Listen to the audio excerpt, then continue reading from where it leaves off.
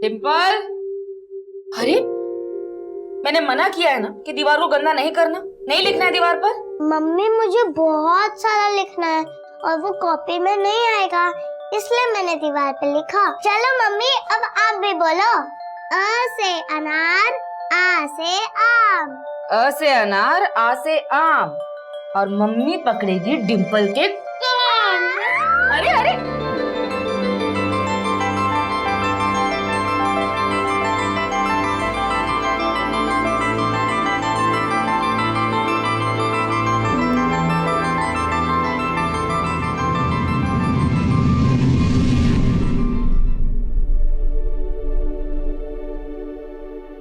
कभी दीवार पे कुछ लिख देती तो कभी छोटी मोटी शरारत करके सबको सताती, और कुछ बोल दो तो रुआसा मुंह बना के सॉरी बोल देती थी।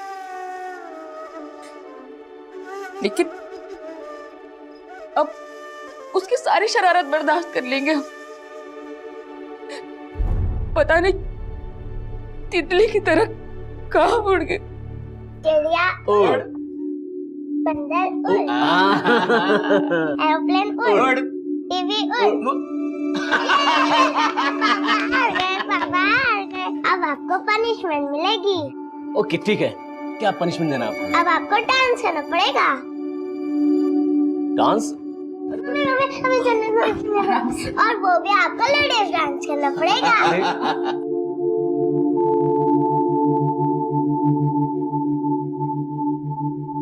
हमें हमेशा उसके इशारों पर नाचना पड़ता था।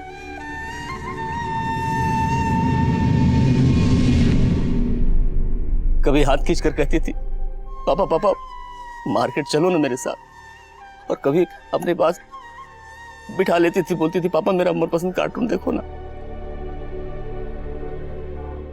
एक बार मुझे मेरी बेटी वापस मिल जाए, मेरी बच्ची मुझे वापस मिल जाए। कुछ उसके बिना कुछ अच्छा नहीं लगता, कुछ भी अच्छा नहीं लगता। उसके साथ खेलते थे तो ऐसा लगता था कि हमारा बचपन लौट आया है। पता नहीं कैसे कटेगी बाकी की जिंदगी हमारे डिम्पल के बिना। नमस्कार, मैं senior inspector Ranjit Thakur. Crime Patrol Dastak के इस भाग में आपका स्वागत है। बच्चे बहुत ही भोले और साफ दिल के होते हैं। वो जो कुछ भी करते हैं दिल से करते हैं। कहते हैं उनकी मासूम सी शैतानियों में भगवान की लीला छुपी होती है, लेकिन उन्हें क्या खबर, इस दुनिया में बहुत सारे शैतान भी इंसान का चेहरा बनाकर घूमते हैं। डिम्पल के घर वाले परेशान थे और इस केस में सबसे ज्यादा दुख की बात यह थी कि खुद पुलिस भी उनकी आप बीती सुनने को तैयार नहीं थी।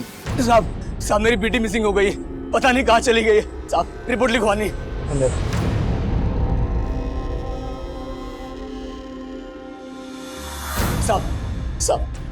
साहब हमारी बेटी खो गई साहब। एक मिनट। अरे क्या 1 मिनट साहब, मेरी बेटी खो गई, उसे ढूंढना है साहब। आप 1 मिनट बोल रहे हैं साहब। ये हमारी बेटी डिम्पल है, घर के बाहर खेल रही थी, हम जरा से अंदर क्या गए, पता नहीं कहाँ गायब हो गई। हाँ तो घर के बाहर से गायब हुई है ना, आस पड़ोस में पता करो, गई होगी किसी के घर। आप सब जगह ढूंढ लिया, कहीं नहीं मिली। अरे भाई ठीक से पता करो।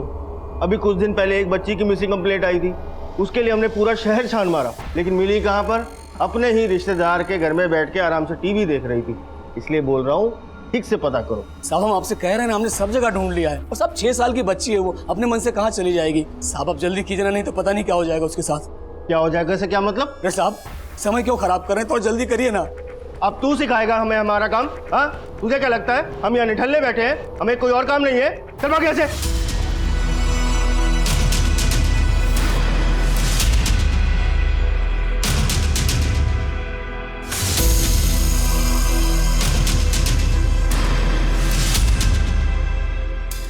बहू, बहू डिम्पल का कुछ पता चला? नहीं, आपको मिले? नहीं, मैंने यहाँ सब लोगों से पूछा, किसी को कुछ पता नहीं चल रहा है। हाँ ललित बोल। बाबूजी डिम्पल मिली? नहीं बेटा, हमने बहुत जगह देखा पर उसका कहीं पता नहीं चल रहा। तो तूने कंप्लेंट लिखा दी है ना? अरे बाबूजी पुलिस वाले कुछ नहीं करने वाले हैं, कंप्लेंट तक तो लिख नहीं रहे हमारी। ठीक है, तू वापस आ जा।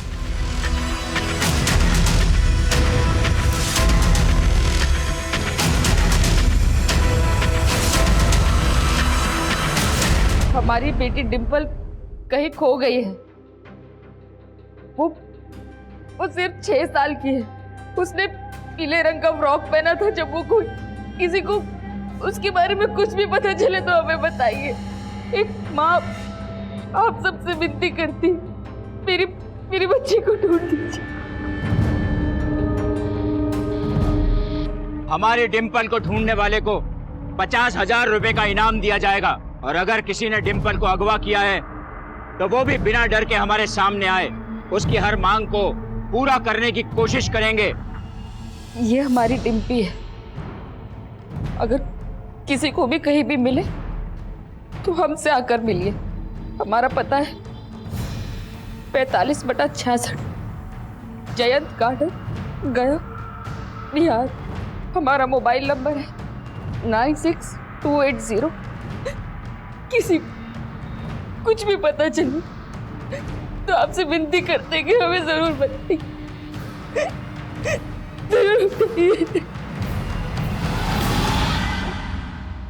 बाबूजी, रचना, आप लोगों के मोबाइल में जितने भी नंबर हैं सब पे ये वीडियो भेज दीजिए। भैया जी, हमें भी ये वीडियो भेज दीजिए, हम भी सभी नंबरों पे भेज देंगे। हाँ, इनको भेज दो, तुम भी भेज दो।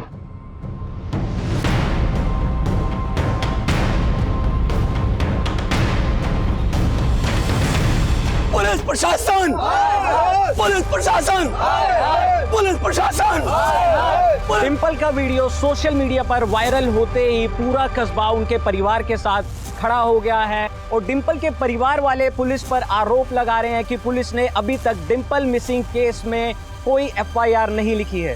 अरे जल्दी हाथ चलाना, फटाफट लिखे FIR, वरना सबके सब सस्पेंड हो जाएंगे। और हाँ, तो सुन, बाहर जा और बच्ची के बाप को अंदर लेकर आ, और ध्यान से सुनना, किसी और को अंदर आने मत देना, ठीक है? चल जा फटाफट। Yes sir. पुलिस प्रशासन, पुलिस प्रशासन, पुलिस प्रशासन। रुको रुको, आपको साहब ने बुलाया अंदर। रुको, सिर्फ ये जाएंगे। अरे ललित जी, क्या है ये सब? हमने आपको बोला था ना, हम आपकी बेटी को ढूंढ रहे हैं, तो फिर ये बखेड़ा खड़ा करने की जरूरत क्या है? अगर आपने डिम्पल को ढूंढा होता तो हमें सब करने की जरूरत नहीं पड़ती, और अगर ढूंढा है तो बताइए कहाँ है डिम्पल? देख भाई, हाथ पे सरसों नहीं उगती है। हमने तुम्हारी FIR लिख ली, अब जैसे ही तुम्हारी बेटी मिलेगी हम तुम्हें इन्फॉर्म कर देंगे। अब ये राय का पहाड़ मत बनाओ। तुम्हें क्या लगता है ये सब करने से तुम्हारी बेटी मिल जाएगी? अगर आपकी अपनी बेटी खोती तब भी आप ये कहते? जब तक डिम्पल नहीं मिल जाती हम यहाँ से हटने वाले नहीं हैं। कहीं जाने की जरूरत नहीं, रक्त बीज से बचना मुमकिन ही नहीं, इसलिए उसको बना दिया छोटा सा जीव।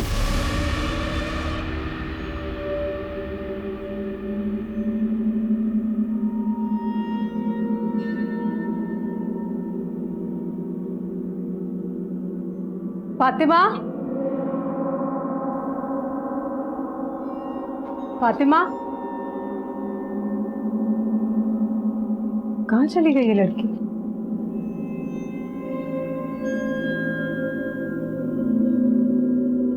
फातिमा, क्या हुआ ये? और ये खून? मम्मी, इसे खून से सैकड़ों रक्त बीज पैदा हो जाएंगे। रक्त बीज? ये क्या बोल रही है तू? वो कुछ नहीं अम्मी, रक्त बीज की कहानियाँ याद आ गई थी। कहाँ से सुनकर आती है ये सब कहानियाँ?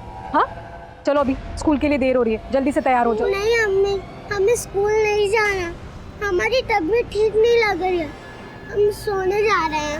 अरे फातिमा रुको, ये लड़की भी ना। लीजिए आपकी चाय। सच में बुखार है इससे, या स्कूल नहीं जाने के लिए बहाने बना रही है? हाँ, थोड़ा बुखार तो है। सोहेला, आज के लिए इसे छुट्टी दे दो। क्यों झूठ बोल रहे हैं आप? पढ़ाई के लिए लाड अच्छा नहीं होता, भेजिए इसे स्कूल। सोहेला, जब उसका मन नहीं है आज स्कूल जाने के लिए तो रहने दो ना, अब रोजाना तो स्कूल जाती है। हाँ, अब देखो ये बच्चों के साथ ऐसे जोर जबरदस्ती करना भी अच्छी बात नहीं। ठीक है, तो करो अपनी मन की। और हाँ, ये रोज रोज नहीं चलेगा फातिमा, समझ गई?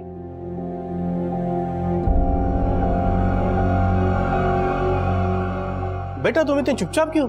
हाँ? अच्छा, तो स्कूल में किसी के साथ तुमने आज झगड़ा किया होगा, इसीलिए आज स्कूल नहीं गई। क्या हुआ बेटा? क्या सोच रहे हो?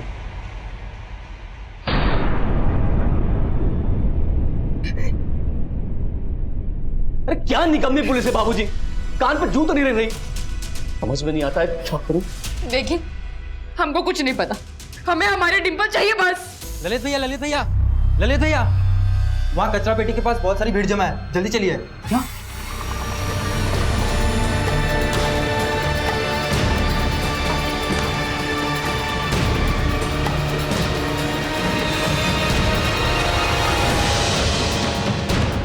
डिंपल,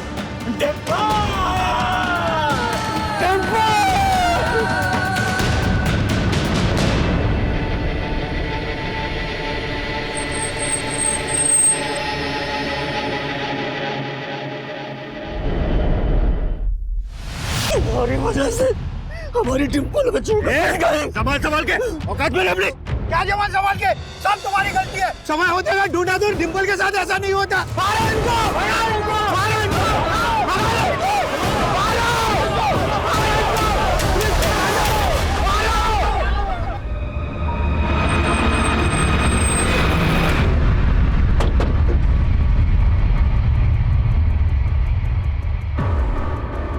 सर यहीं पर डिंपल की कटी हुई लाश मिली थी। जब कुत्तों ने लाश के टुकड़ों को खाना शुरू किया तभी पब्लिक का ध्यान यहाँ पर गया। लगभग यहाँ पूरी लाश पे फंगस दिखाई दे रही है फोटोज में। सर वाकई में बहुत ही ब्रूटल मर्डर है, और यहाँ आसपास में भी किसी ने ना तो डिंपल को अगवा होते हुए देखा है और ना ही लाश को यहाँ पर डंप होते हुए। डिंपल की लाश यहाँ सुबह मिली थी, जाहिर सी बात है इसे रात को किसी समय फेंका गया होगा, और लगभग आधा किलोमीटर दूर है डिंपल का घर यहाँ से, है ना? तो हो सकता है डिंपल का कातिल उसके घर के आसपास ही कहीं रहता हो। पर सर जिन सर्कमस्टेंसेस में ये केस सामने आया है, डिंपल की फैमिली से पूछा तक नहीं गया था कि उनको किस पे शक है। मालूम है उनका भरोसा जीतना मुश्किल है, लेकिन उसके लिए उनको घाव देने वाले को पकड़ना होगा और साथ ही साथ उनके घावों पे मरहम भी लगाना होगा। मैं डिंपल के घर वालों से मिलकर आता हूँ, और तब तक तुम देखो पोस्टमार्टम का क्या स्टेटस है। Okay sir.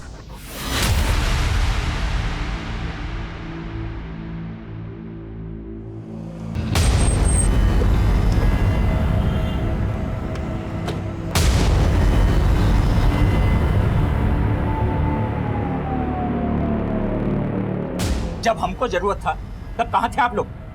अब हमें आपसे कोई बात नहीं करनी है, आप जा सकते हैं। देखिए हम मानते हैं आपके साथ बहुत बुरा हुआ है, लेकिन अब हम इस केस की दोबारा जांच शुरू कर रहे हैं। आप चाहते हैं कि डिंपल का कातिल पकड़ा जाए तो प्लीज हमारे साथ सहयोग कीजिए। क्या सहयोग करें?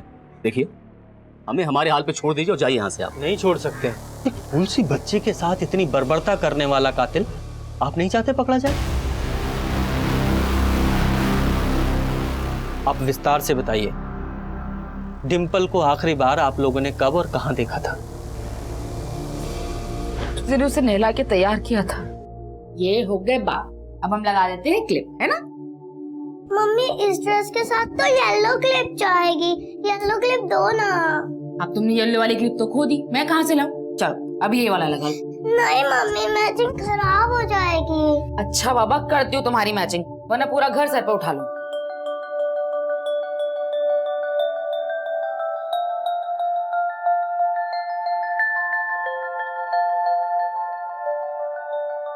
ये देखो, ये हो गई तुम्हारी येलो क्लिप तैयार।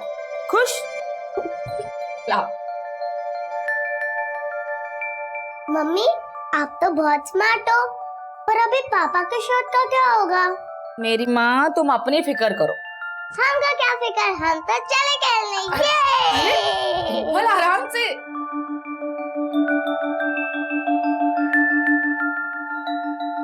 ये लड़की भी ना।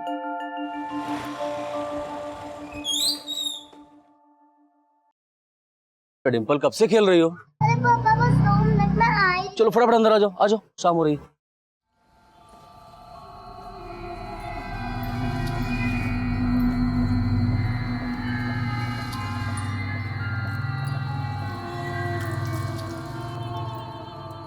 रचना, हाँ एक गिलास पानी पिलाइए। इंदु, डिंपल को अंदर लाइए। अरे बाहर धूप में खेली, बीमार पड़ जाएगी। चाहिए? ये लीजिए। देखिए ना, हम तो डिंपल को बोल बोल के थक गए, वो है कि सुनती ही नहीं। सुबह से खेल रही है, कुछ खाया भी नहीं है। हम खाना लगा देते, आपके साथ थोड़ा बहुत खा लेगी। ठीक है, हम फ्रेश हो के आते हैं।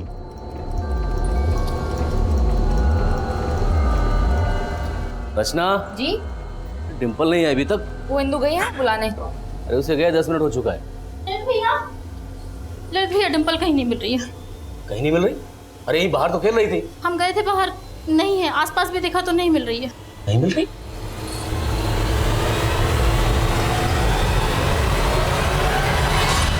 तो आपकी मेड इंदु ने सबसे पहले आपको डिम्पल के गायब होने के बारे में बताया। कहाँ है ये इंदु? अपने घर पे होगी, सुबह और शाम काम पे आती है। डिम्पल को इतनी बेरहमी से कौन मार सकता है? किसी पे शक है आपको? अवधेश। कौन है अवधेश? हमारा साला, रचना की बुआ का लड़का। दरअसल सर, रचना बचपन से अपनी बुआ के यहाँ रही है और हम दोनों की लव मैरिज थी, तो इस बात से अवधेश बहुत खफा था। ये रहता है पास में, आते जाते निगाह मिल जाती है उससे। लेकिन 7 महीने पहले जब रचना प्रेग्नेंट थी। क्या बात है, छोड़ दिया क्या ने? तमीज से बात करो अवधेश। ओह, तमीज से। अपनी तमीज देखी है? साला जिस थाली में खाया उसी में छेद कर दिया। यहाँ रास्ते पर तमाशा मत करो, समझे? तमाशा कर रहा हूँ मैं। क्या हुआ? क्या हुआ अवधेश? कुछ नहीं, बस दीदी को मुबारकबाद दे रहे हैं बच्चा होने की। किस बार मुर्दा पैदा हो। अवधेश की वजह से हमारा दूसरा बच्चा भी, और अब डिम्पल। साहब, बेटे की शादी के 5 साल बाद भी हमारी बहू की गोद सुनी थी। बहुत मेहनत की, बहुत प्रार्थनाएं की, फिर भगवान ने हमें एक बच्चा दिया, डिम्पल। और उसके भाग से ही उसका भाई या बहन आने वाला था, मगर इस अवधेश की वजह से। साहब, अवधेश को हमने अंदर करवा दिया, फिर वो जमानत पर बाहर आया, और बाहर आते उसने डिम्पल को भी। साहब आप देखो ना, जब से डिम्पल लापता है वो भी गायब है। साहब, ये सारी बात मेरे बेटे ने वो आपके इंस्पेक्टर सुशील को बताई थी, पर उसने हमारी कोई मदद नहीं की। अब उसका तो फोन भी स्विच ऑफ आ रहा है। मुझे पक्का यकीन है कि उसने ही डिम्पल को मारा है, और वो इंस्पेक्टर सुशील ना उसके साथ मिला हुआ है। वो क्यों मिला होगा? क्योंकि सर से जानबूझकर कोई एक्शन नहीं लिया। जरूर अवधेश से पैसे खिलाए होंगे उसे।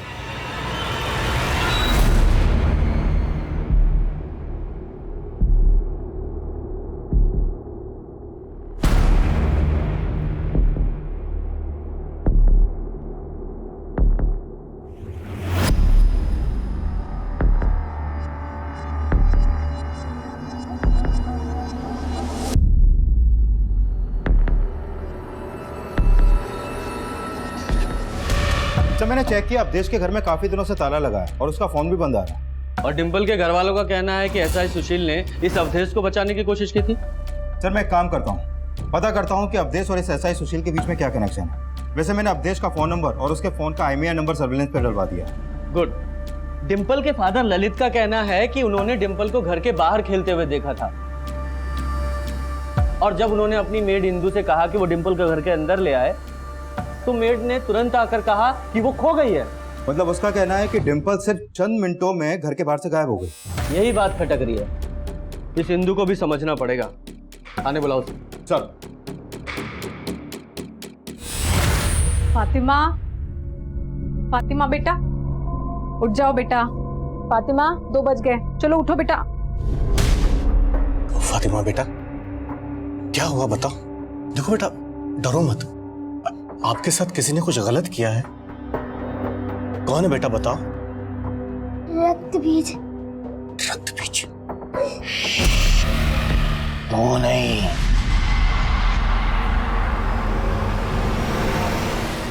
साहब, हमने कुछ झूठ नहीं बोला था साहब। जब साहब ने हमें डिम्पल को बाहर देखने भेजा तब वो वहाँ हमें नहीं मिली, और इधर उधर भी हमने बहुत ढूंढा साहब, पर वो हमें कहीं नहीं मिली। अब इतने से टाइम में वो खुद से तो गायब नहीं हो गई होगी, जरूर उसे किसी ने जबरदस्ती उठाया होगा। हाँ साहब, वो किसी के भी घर नहीं जाती थी साहब। तुम्हारे घर भी नहीं? हमारे? साहब, आप हम पे शक कर रहे हैं? हाँ, शक कर रहे हैं। ये अपनी नौटंकी बंद कर। या तो तूने डिम्पल को गायब किया है या तेरी मदद से किसी और ने। नहीं साहब, हमने ऐसा कुछ नहीं किया। हम तो पहले भी बोले थे कि ये रक्तबीज का काम होगा, लेकिन हमारी बात किसी ने सुनी ही नहीं साहब। रक्तबीज? ये रक्तबीज कौन है? हमने भी सिर्फ नाम सुना है साहब, देखा नहीं है। लेकिन आप इलाके के लोगों से पूछ सकते हैं साहब। यहाँ रक्तबीज का खौफ है। इलाके की बहुत सारी लड़कियों कर चुका है साहब, और एक तो हमारी ही सहेली थी। कुछ भी बोले जा रही है। डिम्पल के पेरेंट्स ने किसी रक्तबीज का नाम नहीं लिया है। वो इसलिए साहब क्योंकि सबको लगता है कि पुलिस ने रक्तबीज को जेल में डाल दिया है, लेकिन रक्तबीज बहुत जादुई आदमी है साहब। वो जेल से भी गायब हो सकता है और किसी को भी गायब कर सकता है साहब। भांग खा के ये तू, तेरा दिमाग घूम रहा है, कुछ भी बकवास कर रही है। पढ़े लिखे नहीं है ना साहब, इसलिए हमारी बात का कोई विश्वास नहीं करता। लेकिन हमको हमेशा लगता है कि रक्तबीज हमारे भी पीछे पड़ा है। आते जाते लगभग रोजाना वो हमारा पीछा करता है साहब। आज भी हमको ऐसा लगा साहब, लेकिन पीछे पलट के देखा तो वो छूमंतर हो गया था। बड़ा ही विचित्र है रक्तबीज। सब हमको वहमी बोलते हैं, लेकिन हमको तो लगता है साहब रक्तबीज ही डिम्पल को गायब किया है। सर, इंदू का यह बयान सही है कि 1.5 साल पहले तक उस इलाके में मोलेस्टेशन की कई घटनाएं हो रही थी और उन वारदातों को अंजाम देने वाला एक शख्स रक्तबीज नाम से फेमस था। और सर 1.5 साल पहले उस इलाके की भीड़ ने इस निरंजन नाम के आदमी को एक लड़की को छेड़ते हुए पकड़ा था। सुनना, ए बात तो करना एक बार। सुन तो सही, मेरी बात तो सुन कम से कम। भैया, अरे ये तो वही रक्तबीज है ना। ये रुक। सर, उस भीड़ के लोगों का दावा था कि निरंजन ही रक्तबीज है, लेकिन सर ये निरंजन 1.5 साल से लगातार यही बोले जा रहा है कि वो रक्तबीज नहीं है। और सर ये रक्तबीज अपने विक्टिम्स पे कोई डीएनए भी नहीं छोड़ता है, इसलिए ये भी नहीं प्रूव हो पाया है कि निरंजन सही बोल रहा है या झूठ। लेकिन लोगों का गुस्सा देखकर कोर्ट ने ये ऑर्डर दिया था कि अगली सुनवाई तक निरंजन को जेल में रखा जाए। और निरंजन के अंदर होने के बाद से उस इलाके में घटनाएं होना भी बंद हो गई हैं। घटनाएं हुई नहीं या रिपोर्ट नहीं की गई। हो सकता है असली रक्तबीज अभी भी बाहर हो और इस निरंजन को असली रक्तबीज समझकर भीड़ ने टारगेट कर लिया हो। मतलब आप मान रहे हैं कि रक्तबीज भी डिम्पल का गुनहगार हो सकता है? एक टीम बनाओ और इस रक्तबीज को खोजो। अगर कोई ऐसा मोलस्का डिम्पल का गुनहगार है तो विक्टिम भी हो सकती है। उसकी पोस्टमार्टम रिपोर्ट का क्या हुआ? सर 1-2 दिन में आ जाएगी।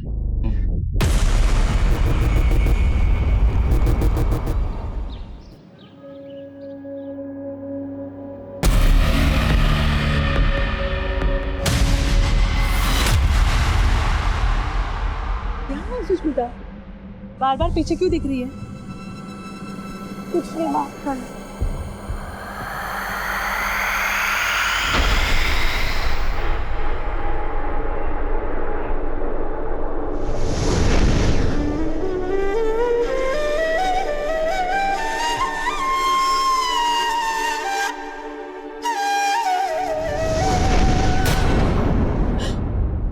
डिम्पल, देखो बहू, हम जितने बार डिम्पल का फोटो देखोगी उतने बार पगला जाओगी। तो पगला जाने दीजिए हमको। हमारा बस चले ना तो जहर खा के मर जाए। बेटा, हम मानते हैं कि हम में से कोई भी डिम्पल को कभी नहीं बोला पाएगा, पर बच्चे का दुख बच्चा ही दूर कर सकता है। और इस दुख से उबरने का एक ही तरीका है, अपने परिवार को बढ़ाओ।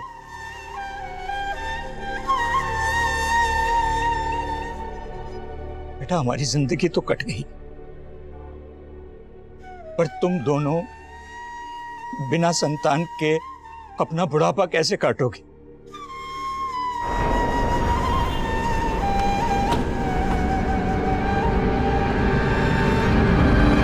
हाँ साहब, रक्तबीज पकड़ा तो गया था, लेकिन उसका खौफ इंदु और यहाँ की हर औरत के मन से कभी नहीं हटा। मगर एक बात है साहब, ये इंदु की बात में मुझे सच्चाई नहीं लगती। लेकिन कभी आपको ऐसा नहीं लगा कि सिंधु ने ही डिम्पल के साथ? नहीं नहीं साहब, बिल्कुल नहीं। वो हमारी पुरानी वफादार है। अच्छा, हमें पता चला है कि लगभग 2 साल पहले आपने और आपके इलाके के लोगों ने किसी सुदर्शन नाम के आदमी को पकड़ा था रक्तबीज समझकर। रुको, कहाँ जा रही हो? उसको छोड़ेंगे नहीं हम, आज पुलिस के हवाले करके रहेंगे। मारो। हाँ सर, हमने इसे रक्तबीज समझकर पकड़वाया था, लेकिन बाद में पता नहीं क्या हुआ, फिर पुलिस वालों ने इसे छोड़ दिया और बाद में हमें पता चला कि असली रक्तबीज भी पकड़ा गया था। कौन असली रक्तबीज है कौन नकली रक्तबीज है ये तो हम पता लगा रहे हैं, लेकिन कभी आपने ये नहीं सोचा कि ये सुदर्शन आपसे बदला ले सकता है और इसी ने डिम्पल को? क्या यही पूछने आए थे आप? अगर आपको पता है सब तो जाके पकड़िए उन्हें। आप क्या पकड़ेंगे? अवधेश को तो पकड़ नहीं पाया अभी तक, बस पूछने चले आते हैं आप। इसलिए बनाई थी एसआईटी। ये एसआईटी डिम्पल को इंसाफ दिलाने के लिए ही बनी है और कुछ भी बोलने से पहले खुद पे काबू रखिए। और हम ठान चुके हैं कि डिम्पल का गुनहगार बचने नहीं वाला। सुष्मिता, हम जरा आते हैं, ये दरवाजा बंद कर लेना। हाँ माँ, कर लूंगी।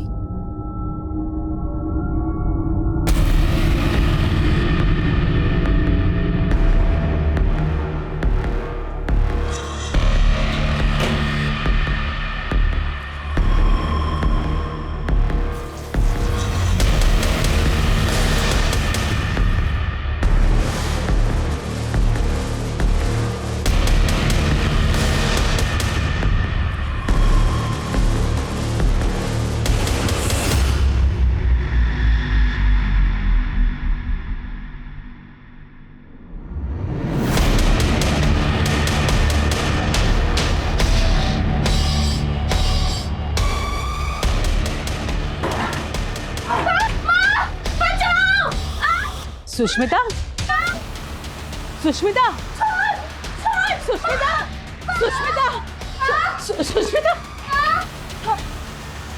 सुष्मिता सुष्मिता। साहब हम मानते हैं कि डिंपल के दादा की वजह से हमने उस भीड़ से और पुलिस वालों से मार खाई थी साहब, और साहब उन्हें कोई गलतफहमी हुई थी। हाँ, गलतफहमी तो हुई थी, क्योंकि तुझे यानी कि असली रक्तबीज को छोड़कर किसी और को तो अंदर किया हुआ है। नहीं साहब हम कोई रक्तबीज नहीं है साहब, और उस दिन हम कोई छेड़छाड़ नहीं कर रहे थे साहब। वो लड़की तो हमारी गर्लफ्रेंड थी साहब, और जब उसने ये बात पुलिस वालों को जाकर बताई तो उन्होंने हमें छोड़ दिया था साहब। हो सकता है तूने उस लड़की को मजबूर किया हो कि वो तुझे बचा ले। नहीं साहब, ऐसा बिल्कुल भी नहीं है साहब। अच्छा, तो कहानी उल्टी है। डिंपल के दादा ने तुझे रक्तबीज समझकर पिटवाया, इसलिए तूने बदला लेने के लिए उनकी पोती को मार के फेंक दिया। साहब आप ये क्या बोल रहे हैं साहब? हमने ऐसा कुछ भी नहीं किया साहब, हमको जाने दीजिए साहब, हमको जाने दीजिए। जा तो तू नहीं पाएगा, सच्चाई बताएगा। तिवारी जी, उगलवाओ इससे। सर, डिंपल की पोस्टमार्टम रिपोर्ट आ गई है, लेकिन सर इस रिपोर्ट में ऐसे कोई साइन नहीं मिले हैं कि डिंपल को फिजिकली अब्यूज किया गया हो। सर अब तो उस रक्तबीज या फिर किसी भी मोलेस्टर का एंगल तो इस केस में एग्जिस्ट ही नहीं करता। पर नफरत का एंगल एग्जिस्ट करता है। इस 6 साल की बच्ची ने न जाने क्या क्या सहा होगा। इसको तड़पा तड़पा के मारा गया है, इसको मौत से पहले बुरी तरीके से पीटा गया। उसकी पसलियों, हाथों और पैरों सभी हड्डियों पर क्रैक्स हैं, और इस रिपोर्ट के हिसाब से उसकी मौत उसी दिन हुई थी जिस दिन वो गायब हुई थी, यानी कि उसे 8 घंटे तक टॉर्चर किया गया था। उसके सर पर किसी भारी चीज से वार किया गया और उसकी बॉडी को कचरा फेंकने वाली जगह पर जाकर डंप कर दिया गया। सर इस रिपोर्ट में एक स्ट्रेंज बात और सामने आई है। डिंपल की बॉडी पर पुआल के कुछ टुकड़े भी मिले हैं। इसका मतलब उसे किसी ऐसी जगह पर रखा गया था जहां पुआल था, यानी कि वही क्राइम सीन है, उसे वहीं टॉर्चर किया गया। लेकिन सर हम ढूंढेंगे कैसे, क्योंकि उस इलाके के हर दूसरे घर में पुआल होता है। तो हम उस इलाके के सभी घरों का सर्च वारंट निकलवाएंगे। इस अवधेश की क्या खबर है? सर फिलहाल अभी तक उसका कोई क्लू नहीं मिला है, लेकिन हमारी तलाश जारी है। इवन हमारी नजर उसके उन रिश्तेदारों पर भी है जो उसको छुपने में उसकी मदद कर सकते हैं।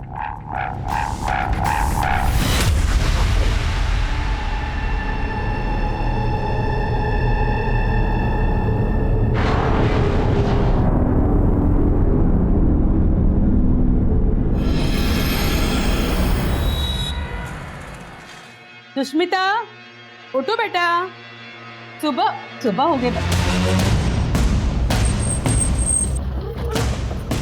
सर कल रात इस आदमी ने एक औरत को यहाँ पर ये पुआल फेंकते हुए देखा था। पुआल पर खून के निशान भी हैं, ये देखिए सर।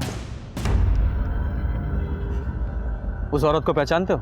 नहीं साहब, हम दूरी पे थे और अंधेरा था तो औरत को नहीं पहचान सके।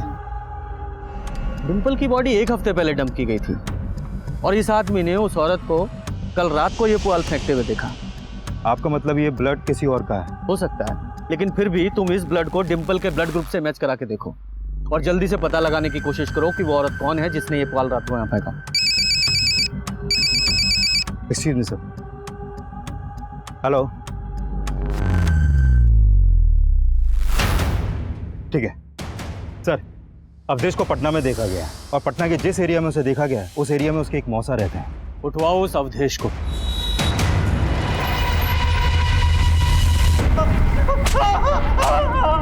साहब मानते हम ललित और रत्ना से नफरत करते थे, लेकिन ना तो उसके पेट में पल रहे बच्चे को मारना चाहते थे और ना ही डिंपल को कुछ किया है साहब हमने। जब कुछ नहीं किया तो गायब क्यों था? साहब हम डर गए थे, हमको मालूम था वो लोग डिंपल के लिए हमें ही दोषी ठहराएंगे। साहब हमने कुछ नहीं किया। जो कुछ भी तूने किया है वो 5 मिनट में तेरे से उगलवाएंगे। तिवारी जी शुरू हो जाओ। नहीं साहब। ये फाइल एसपी साहब के ऑफिस में पहुंचा दो। Okay sir. Sir forensic report आ गई। उस पुआल पे जो ब्लड मिला था वो डिंपल के ब्लड से मैच कर गया। यानी डिंपल के मर्डर में एक औरत इन्वॉल्व है। लेकिन सर इंदू के अलावा हमारी सस्पेक्ट लिस्ट में कोई दूसरी औरत है ही नहीं। सब हमने कोई पॉल नहीं फेंकी थी साहब, और डिंपल की हत्या में हमारा कोई हाथ नहीं है साहब। नौटंकी बंद कर। उस रक्तबीज की कहानी भी तूने ही सुनाई थी ना खुद को बचाने के लिए? नहीं साहब, हमने कोई कहानी नहीं सुनाई थी, हम सच बोल रहे थे। और आपसे मिलने के बाद तो रक्तबीज हमारी इज्जत लूटने की कोशिश किया था साहब। हो गया तेरा? अब हम शुरू करते हैं। जरा याद दिलाओ इसे। बोल।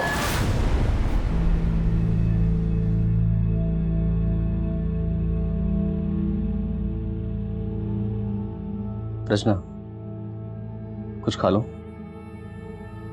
हमको नहीं खाना।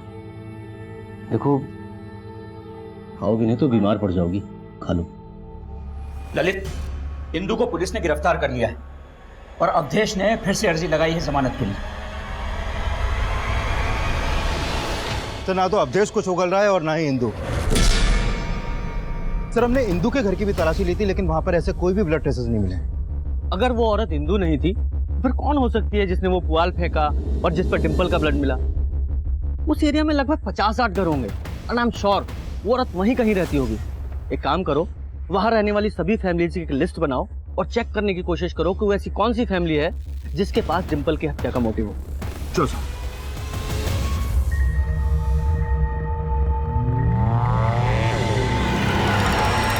सर उस एरिया में ये विनीता नाम की एक विधवा औरत रहती है जिसका डिंपल के परिवार से रिश्ता है।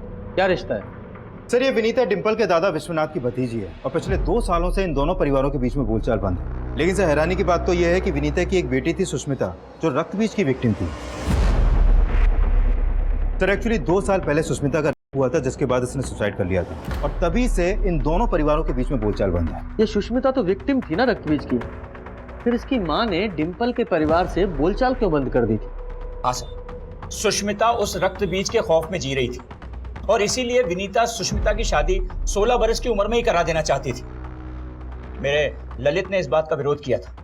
दीदी कैसी बात कर रही हैं आप? नाबालिग है अभी, आप इसकी शादी के बारे में सोच रही हैं? हम भी ये नहीं चाहते, पर हमारी बच्ची यहाँ सुरक्षित नहीं है। कल को उस रक्त बीज ने कोई ऊंच नीच कर दी तो कोई इसका हाथ नहीं थामेगा। दीदी सुष्मिता 16 साल की है बस, और इस उम्र में शादी करना गैर कानूनी होता है, पता है आपको? जेल भी हो सकती है।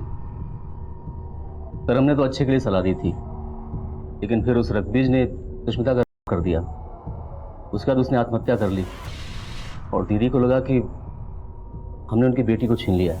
तुम्हारी वजह से मेरी बच्ची को मैंने खो दिया। इसने उस दिन मेरी बच्ची को शादी करने से नहीं रोका होता तो मेरी बच्ची जिंदा तो होती। वो तो हमसे इतना नाराज हो गई थी कि बातचीत तो क्या, हमें राखी बांधना तक छोड़ दिया।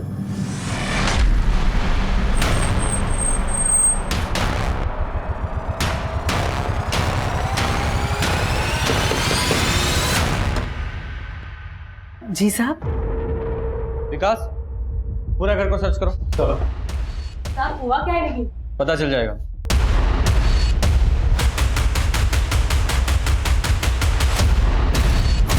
हाँ, ललित को हमारी बच्ची सुष्मिता की मौत का जिम्मेदार मानते हैं, लेकिन अगर हमें मारना होता तो उस दरिंदे रक्तबीज का खून करते। उस ललित की बच्ची से हमारा कोई लेना नहीं था। लेकिन उसके फादर से तो थी। दुश्मनी नहीं थी साहब, सिर्फ मनमुटाव था, और हम इतने भी गए गुजरे नहीं है कि किसी की हत्या कर दे। सर कुछ भी सस्पिशियस नहीं है। लेकिन इस केस में हम विनीता को क्लीन चिट नहीं दे सकते। लेकिन सर अगर हमारी सस्पेक्ट लिस्ट में विनीता है तो इंदु के उस बयान में भी सच्चाई हो सकती है कि कुछ दिन पहले रक्तबीज ने उसको मॉलेस्ट करने की कोशिश की थी। इस केस में रक्तबीज का नाम बार बार उठ रहा है। कौन है ये रक्तबीज? ये निरंजन जो पिछले 1.5 साल से जेल में बंद है, या वो सुदर्शन, या फिर कोई और जो अपनी पहचान बदलकर बाहर घूम रहा है? लेकिन सर डिंपल को तो मॉलेस्ट नहीं किया गया था, फिर रक्तबीज को उसके मर्डर से कैसे जोड़ सकते हैं? अब कोई क्रिमिनल कब, क्यों, कहां और कैसे क्राइम करेगा, इस बात का अंदाजा नहीं लगाया जा सकता। लेकिन सर इस समय रक्तबीज को ढूंढना अंधेरे में तीर चलाने से कम नहीं है, क्योंकि इस वक्त हमारे पास ऐसा कोई क्लू नहीं है जिसको लेकर हम उसकी तलाश शुरू कर सकें। विकास एक काम करो, ये रक्तबीज के जितने भी विक्टिम्स हैं ना, उन सबकी डिटेल्स निकालो। Sure sir. सर 1.5 साल पहले निरंजन की गिरफ्तारी से पहले तक रक्तबीज के खिलाफ कुल 27 केस दर्ज हुए थे, जिसमें से ये सुष्मिता एक लौती लड़की थी जिसने सुसाइड किया था। और सर ये फातिमा, 7 साल पहले फातिमा की मां ने सबसे पहले रक्तबीज के खिलाफ केस दर्ज किया था। तो सबसे पहले इस फातिमा और इसकी फैमिली से जाके मिलते हैं।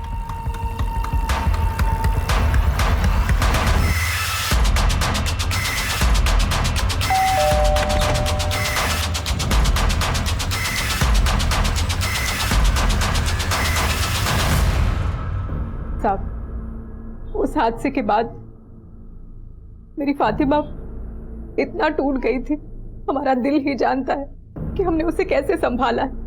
सिर्फ 9 साल की उम्र में ही इसके साथ।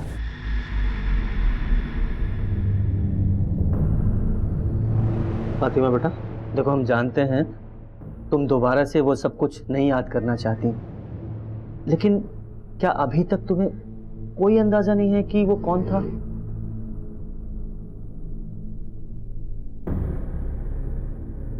हो सकता है वो तुम्हारे आसपास का ही कोई हो। कुछ तो याद होगा तुम्हें।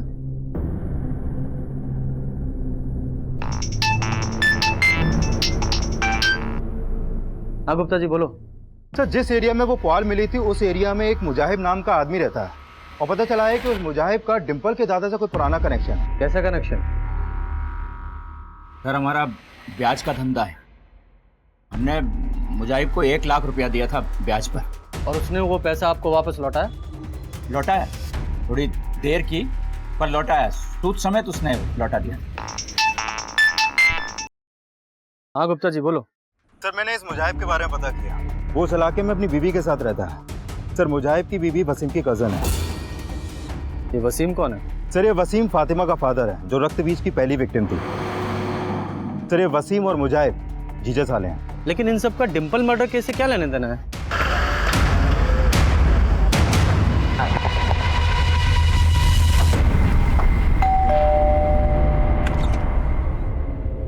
मुजाहिब। हाँ साहब। तुम्हारे घर का सर्च वारंट है हमारे पास। Search warrant? पूरा घर सर्च करो। ले लो, कमरे में चेक करो।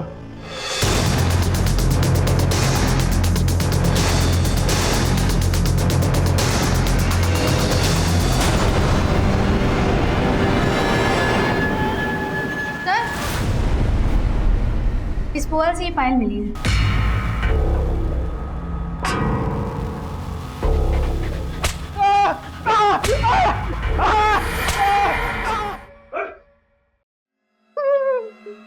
तेरे घर से जो पायल मिली थी वो डिंपल की थी, और उस पर जो खून लगा हुआ था वो भी डिंपल का ही था। अब सारी सच्चाई बताओ वरना इतना कूटेंगे। बोल तिवारी। नहीं सर, बता दे सर। अब हमें उस विश्वनाथ से बदला लेना था साहब। हमने उस विश्वनाथ से 1 लाख रुपया ब्याज पे उधार लिया था। एक बार हमें ब्याज देने में जरा सी देरी क्या हो गई, उसने पूरे मोहल्ले के सामने हमें बेइज्जत कर दिया साहब। यार मुजाहिब, अरे छोड़िए। तेरे को बोला था ना 10 तारीख, आज 23 तारीख हो गई। ब्याज क्यों नहीं दिया तूने अब तक? बोल। देखिए विश्वनाथ जी, घर चल के बात करते ना। ऐसे रास्ते में तमाशा मतलब अच्छा लगता है आपको? अरे मैं तेरे जैसे लोगों के घर में नहीं घुसता, समझा? और मुझे ब्याज नहीं चाहिए, असल चाहिए, आज के आज। साहब, उसके कुछ दिन बाद ही पैसा उसके हम मुंह पर मार के चले आए थे साहब। तो दिल में तो आया कि हम उसको वहीं काट दें, लेकिन हमें उससे उसके जिगर के टुकड़े को छीनना था साहब। वो यही बोलता था अपने डिंपल को, अपने जिगर का टुकड़ा, और इसके लिए हमने वसीम को साथ मिलाया।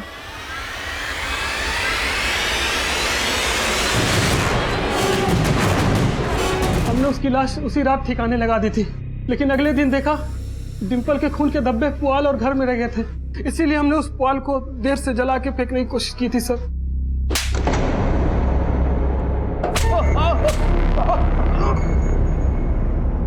तुझे क्या लगा हमें कभी पता नहीं चलेगा कि तू ही असली रक्तबीज है? इतनी सारी लड़कियों को अपनी हवस का शिकार बनाया, यहां तक कि अपनी बेटी को भी नहीं छोड़ा।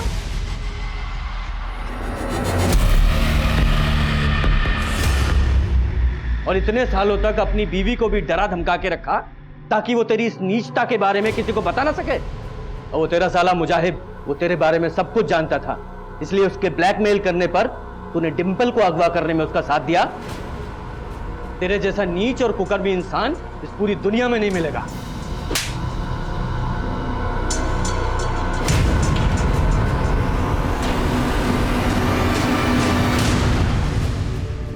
हमको जरा भी इस बात का अंदाजा होता कि वो हमारी बात का इतना बुरा लगा लेगा। हम उससे सूद तो क्या, असल भी कभी नहीं मांगते।